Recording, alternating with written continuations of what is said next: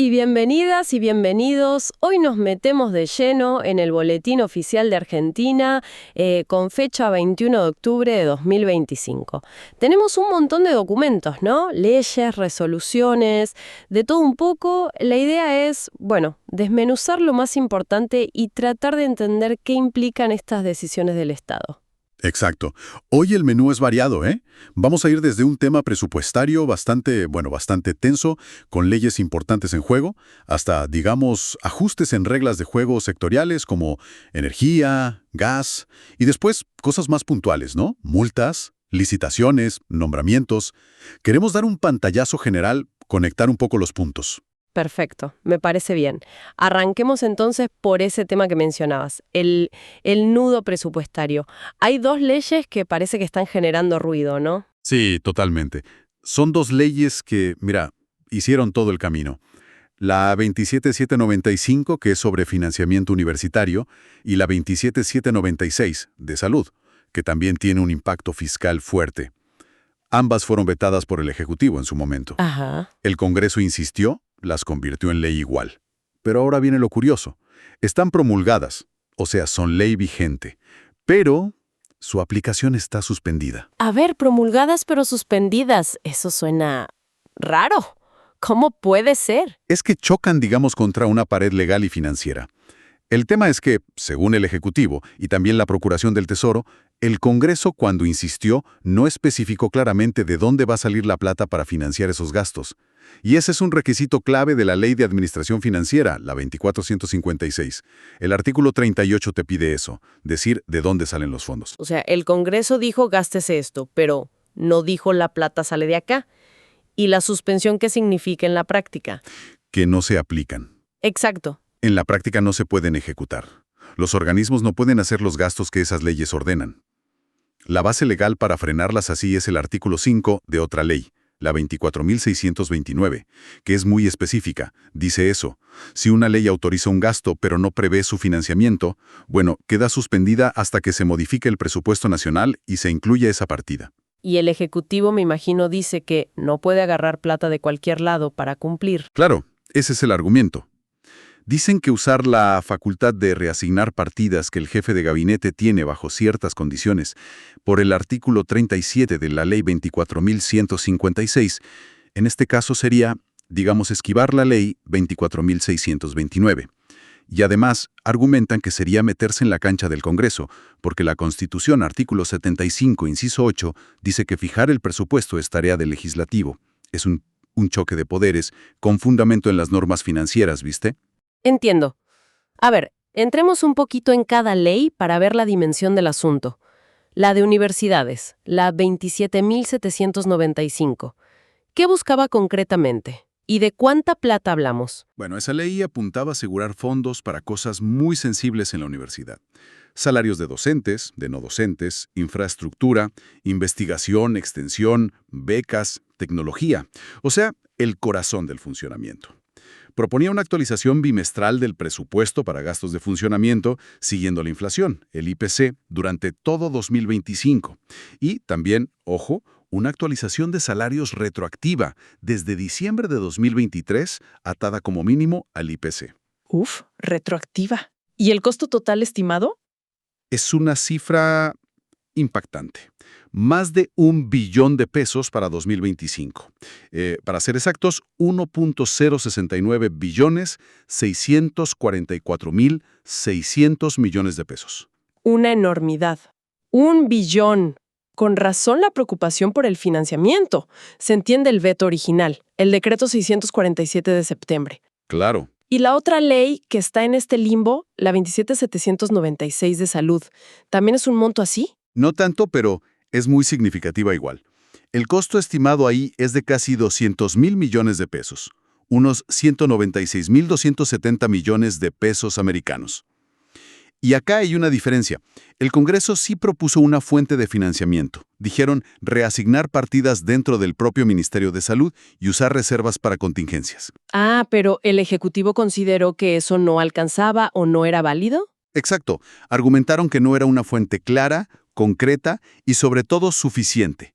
que era más una expresión de deseo que una solución real. Y mencionaron qué riesgos veían si se obligaba a esa reasignación interna en salud, dijo, en los fundamentos del veto original el 651. Sí. En ese decreto de veto, que también fue en septiembre, alertaban sobre el impacto en programas existentes muy sensibles. Hablaban de que podría afectar la provisión de medicamentos a poblaciones vulnerables, programas de prevención de VIH y otras ETS, tratamientos oncológicos, patologías especiales. Básicamente decían, sacar plata de un programa para ponerla en otro, dentro del mismo ministerio, va a desfinanciar algo importante que ya está funcionando. Entiendo. Entonces, el cuadro es, el Congreso impulsa políticas, marca prioridades con estas leyes, pero chocan con la realidad fiscal y las normas de administración. Y ahora la responsabilidad vuelve al Congreso para que diga cómo se pagan, modificando el presupuesto. ¿Sería así? Exactamente así. Es una tensión institucional bastante clásica, ¿no? La viabilidad de estas políticas, que ya son ley, ahora depende de un segundo paso del Congreso. Encontrarles un lugar formal, con financiamiento asegurado en la ley de presupuesto. La discusión del presupuesto que viene va a ser clave para ver si estas leyes finalmente se aplican o quedan en el papel. Un tema complejo, sin duda, y que seguro va a traer cola. Bueno, mientras esa pulseada política y fiscal sigue su curso, la máquina regulatoria del Estado no para, ¿no? Pasemos a energía. ¿Qué novedades hubo ahí? Sí, hubo movimientos importantes en el sector eléctrico. La Secretaría de Energía publicó la Resolución 400. Esta resolución aprueba unas nuevas reglas para la normalización del mercado eléctrico mayorista, el famoso MEM. Empiezan a regir el 1 de noviembre, o sea, ya mismo. Y el objetivo declarado es buscar más competencia y más libertad para los contratos de energía. Normalización del MEM. Suena bastante técnico. ¿Qué significa eso en la práctica para, digamos, las empresas generadoras, las distribuidoras? Bueno, rediseña varias cosas importantes. Por ejemplo, diferencia bien entre la generación que ya tiene contratos o está gestionada por el Estado, que la llama asignada, y la generación que compite hora a hora en el mercado, la spot. Cambian fuerte las reglas de cómo se les paga, especialmente a la generación spot, introduciendo el concepto de costos marginales. Esto busca que el precio refleje mejor el costo real de generar el último kilowatt necesario. Ah, ok. Más señales de mercado, digamos. Exacto. También se establecen nuevos precios para la demanda que compra en el momento, la demanda spot, y se busca impulsar el mercado a término, el MATER, que es donde se pactan contratos de energía futuro. Y acá una novedad interesante, se permite que las distribuidoras también puedan participar en el MATER, cosa que antes tenían más restringido. ¿Algo más sobre seguridad del sistema o nuevos usuarios grandes? Sí, se crea algo llamado Servicio de Reserva de Confiabilidad Base. Parece una forma de asegurar que siempre haya suficiente potencia disponible para evitar cortes. Y para los nuevos grandes consumidores que quieran conectarse al sistema, se les exige que aseguren una parte de su consumo contratando nueva capacidad de generación. La idea general, parece, es ir hacia un mercado donde las señales económicas sean más claras y los contratos entre privados tengan cada vez más peso. Una transición gradual, dicen. Suena a un cambio de filosofía importante para el sector eléctrico. ¿Y en el gas? También se movió algo. Sí, el Enargas, que es el ente que regula el gas, lanzó una consulta pública.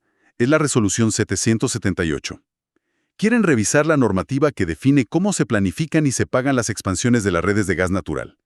La normativa actual ya tiene sus años, es de una resolución del 2009, y bueno, quieren darle una actualizada. ¿Y qué puntos específicos quieren revisar o actualizar? Principalmente, las metodologías para evaluar si una obra de expansión es económicamente viable o no. Se habla de usar costos marginales, parecido a lo que vimos en electricidad. También quieren revisar cuánto tienen que aportar los usuarios para que les lleven el gas a su casa o a su industria, y qué contraprestaciones reciben. Y hay un debate sobre si tratar igual las obras que ya estaban en los planes obligatorios de las empresas que las nuevas expansiones que piden los vecinos o los desarrolladores inmobiliarios, por ejemplo. Entiendo. Es como adaptar las reglas a la economía actual del servicio de gas, ¿no? ¿Y qué pasa con los trámites que ya están iniciados? Eso siguen con la normativa vieja. Eso es importante para dar seguridad jurídica, ¿no? No te cambian las reglas a mitad del partido. El objetivo final, dicen, es que las reglas reflejen mejor los costos reales y las necesidades actuales para poder seguir extendiendo el servicio de gas. El aduanero también tuvo actividad en el boletín. Sí, Salieron 3 resoluciones generales de ARCA que son relevantes. Primero, la RG 5772, que deroga, o sea, elimina, un régimen de información que existía, el RICOI. Era sobre operaciones internacionales. El argumento es simplificar, evitar pedirles a las empresas información que la AFIP ya tiene por otro lado. Esto aplica para los ejercicios fiscales que cierren a partir de mayo de 2025. Bien, menos papeles, en teoría. ¿Qué más? Segundo, la RG 5773. Esta incorpora 2 trámites nuevos a la ventanilla única de comercio exterior argentino, la BUCEA, ese portal que busca centralizar todo lo de COMEX.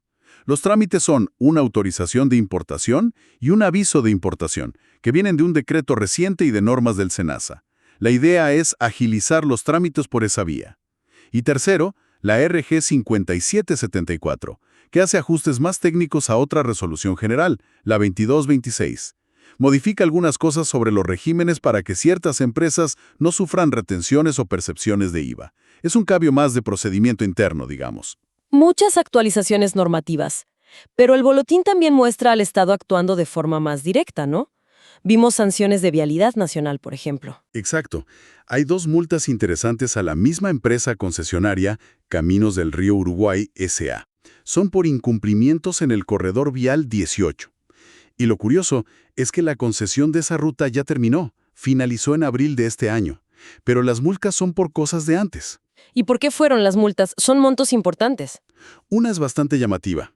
Casi 2 millones de unidades de penalización, las UP, que es la moneda de las multas viales, por no cortar el pasto y las malezas en la banquina como exigía el contrato. El acta es de 2023 y detalla que afectó más de 600 hectáreas en la Ruta 14 en Corrientes, con kilómetros específicos. Y la multa cubre el periodo hasta marzo de 2025. Parece que dejar crecer el pasto sale caro. La otra multa es más chica, 75.000 UP, por no haber medido la rugosidad del pavimento en su momento. El acta original era de 2018 y en este caso la empresa ni siquiera presentó un descargo. Mira vos, interesante ver cómo siguen aplicando los contratos incluso después de que terminaron. ¿Qué otras acciones así puntuales de distintos organismos encontramos? Hay un poco de todo, la verdad. Por ejemplo, desde jefatura de gabinete, una medida de seguridad, resolución 151, antes de autorizar la instalación de radares para observar el espacio, hay que consultar sí o sí al Ministerio de Defensa, para que evalúen si hay algún riesgo para la seguridad nacional. El INCA, por otro lado, resolución 646, publicó la lista de los 12 proyectos documentales que ganaron un concurso de este año. El segundo llamado de largometrajes de Documental Digital 2025. Ahí están los títulos y los realizadores. Es el fomento al cine. Después, Prefectura Naval, disposición 1471, hizo una excepción operativa.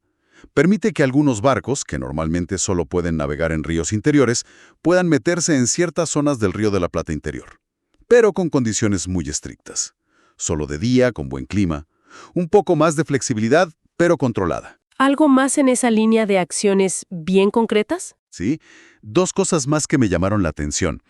La aduana de Bahía Blanca, a través de una disposición de ARCA, la 65, ordena una subasta pública de granos decomisados, trigo y cebada que están en unos silos en Indio Rico.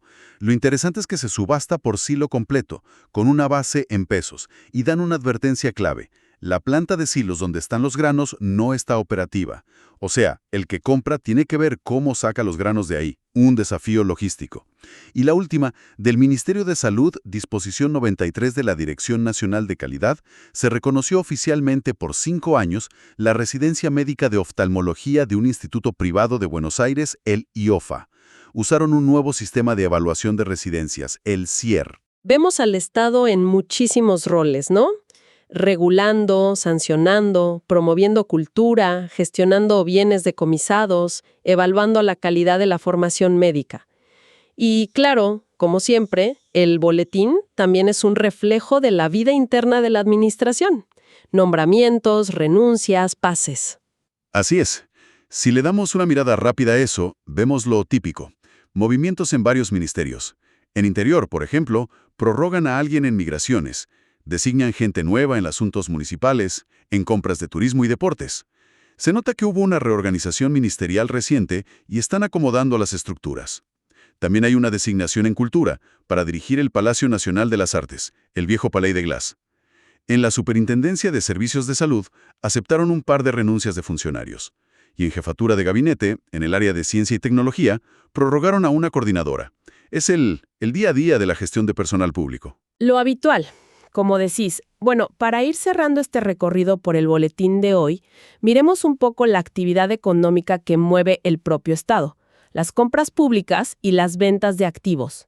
¿Qué licitaciones o remates destacaron? En licitaciones públicas hay una variedad enorme que te muestra las necesidades operativas de distintas áreas. La Armada, por ejemplo, busca desde equipos de navegación y repuestos para barcos y aviones hasta frutas y verduras. Arca necesita comprar insumos varios y contratar mantenimiento para sus edificios. Cosas de electricidad, plomería. Acer tiene licitaciones muy grandes. Compra de materiales como cloruro férrico para potabilizar agua, pero también obras de infraestructura importantes, como la rehabilitación de un tramo de la cloaca máxima histórica de Buenos Aires y renovación de cañerías viejas. Imagino que salud y seguridad también necesitan cosas. Sí, claro. El Instituto Malbrán está licitando reactivos para diagnosticar dengue y otros arbovirus. La Policía Federal necesita contratar el servicio de limpieza para su complejo médico Churruca Vizca. El SENASA busca seguros de caución ambiental y el mantenimiento de su sistema de trazabilidad de la miel. Hasta el Ministerio de Justicia necesita contratar control de plagas. Y una más tecnológica. La Agencia de Publicidad del Estado está haciendo una licitación privada para contratar infraestructura como servicio, IaaS, o sea, alquilar servidores y capacidad de cómputo en la nube. Un espejo de la diversidad de funciones del Estado. Y ventas. Mencionaste remates antes. Sí. La empresa estatal Playas Ferroviarias S.A., que se encarga de gestionar y vender terrenos que eran del ferrocarril y ya no se usan para eso, está subastando 3 lotes importantes en la ciudad de Buenos Aires. Uno está en Caballito y los otros son conjuntos grandes de parcelas en otras zonas. La subasta es online por el portal Superbid, con bases en dólares y garantías. Un detalle interesante es que en la descripción de los lotes aclaran si están ocupados o si tienen deudas de ABL, el impuesto inmobiliario de la ciudad. Dan transparencia sobre el estado real del inmueble. Bien, creo que hicimos un recorrido bastante completo, ¿no? Empezamos con esa tensión fuerte por el presupuesto y las leyes de universidades y salud. Vimos los ajustes en mercados clave como el eléctrico y el gasífero. Y bajamos hasta acciones súper concretas. La multa por el pasto alto, la subasta de granos en un silo inoperativo y, bueno, el día a día de nombramientos y compras estatales. Sí, totalmente. El panorama que deja este boletín es el de un Estado muy activo en frentes muy diversos. Intenta marcar un rumbo regulatorio en sectores estratégicos, ejerce su poder de control a veces con multas que duelen, administra su propia maquinaria interna, gestiona recursos y busca modernizar algunos procesos como los de comercio exterior o las propias compras. Pero, sin duda, esa cuestión inicial, la del financiamiento de las leyes que el Congreso aprobó por insistencia, sigue ahí, flotando. Es como el tema más conflictivo y que deja un final abierto, ¿no? Sí, queda esa imagen fuerte de la pulseada entre la voluntad política que se expresa en una ley votada por el Congreso y las restricciones tanto legales como materiales que impone el presupuesto y las normas de administración financiera. Y eso nos deja pensando, ¿no? ¿Cómo se resuelve en la práctica esa tensión? ¿Qué pasa cuando una política pública ya aprobada como ley choca contra esa pared de la falta de fondos asignados específicamente en el presupuesto? Es una pregunta fundamental sobre cómo funciona el Estado, sobre la gobernabilidad y la gestión fiscal. Y la verdad es que no tiene una respuesta única ni fácil. Lo más probable es que la solución se busque, o se intente buscar, en la negociación política, sobre todo cuando se discutan las próximas modificaciones presupuestarias en el Congreso. Va a ser muy interesante ver cómo se intenta, o no, equilibrar el cumplimiento de esos mandatos legislativos con la necesidad de mantener cierto orden en las cuentas públicas y al mismo tiempo respetar las propias leyes que regulan cómo se gasta el dinero público. Es un equilibrio siempre delicado y a menudo muy tenso. Sin duda, un tema para seguir de cerca en las próximas semanas y meses. Muchísimas gracias por ayudarnos a desentrañar este boletín oficial tan cargado. Un placer, como siempre.